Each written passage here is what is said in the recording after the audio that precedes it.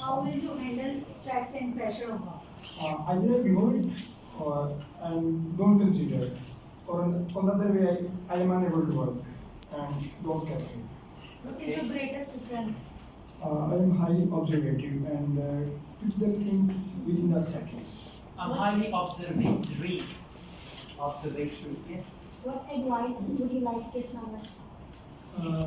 You should believe on yourself and determined. Your answers are incomplete and short. What advice would you like to give? Well, I'm not expert at giving advices, but I think one should be something like that.